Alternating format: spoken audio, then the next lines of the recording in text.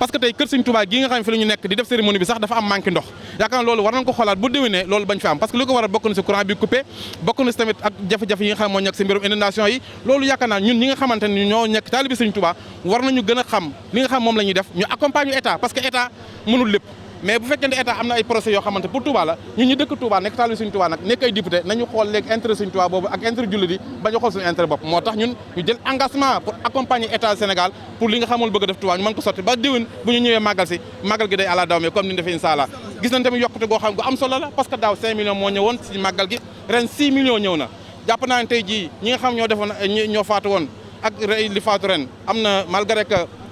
am na différence parce que juróom-ñett lañ wax te daaw ay fanweer nangal woon lum donte benn bakkan lu mu day metti waaye ñu sant si yàlla loolu baax a baax di leen wax aussi tam ñu delluwaat si jàmm parce que nag buñ màggalee ba màgg gi jeex Serigne Mountakha wax discours am ministre de l'Intérieur bi nga xam ne sama xarit la parce que moom bi mu nekkee général laa xamante ak moom muy nit ku baax mu ne ambassadeur may dem foofu di ko fekk foofu noonu muy nit ku baax bi mu nekkee Turquie yaakaar naa tey ñu dénk ko ministre de l'Intérieur day wane ni la mu meloon ba mu nekkee foofu noonu la continuer di mel ba léegi nit la koo xamante dafay fédéré parce que wax na ni réew mi jàmm rek moo ko mën a lal ba ñoom développement bi ñu bëgg a def ñu mën ko def ndax sans jàmm réew du développé. dellu santaat yàlla subhaanahu wa taala te mooy sababu li suñu maam ju tedd ji maam Cheikhul Khadim santaane woon sàkku ko ci ñun te sàkku ga mooy bëggal ñu yiw rek bu jotatee yéen ñëpp na ngeen àndandoo ñëw ànd sant le ma yàlla te cant bokk na ci xeeti jaamu yàlla yi gën a màgg yi gën a kawe yàlla dem na ba ni su ngeen santee rek ñu dolli leen te itam nag dafa am koo xamante ni mooy noonu lépp lu yàlla bind rawatina ñun jullit ci muy iblis waxoon na dënte woon ak suñu borom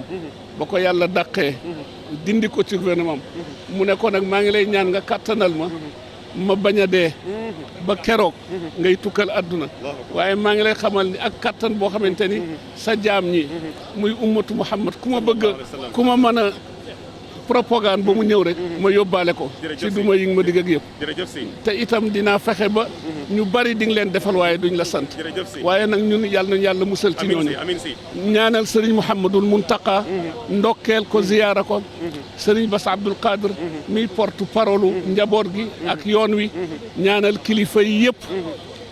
di suñuy kilifa di suñuy bokk di suñuy soppe fa tabarakallahu ci turu nag sëriñ Babacar si Mouhamadinil Mansour ak i rakkam Serigne Maodo si Dabakh ak Serigne Babacar si Abdoul Aziz mi amee daara ja ndokkeel jullit ñëpp yéen surtout nag yéen ñi nekk ci wàllu presse bi yal na leen yàlla fay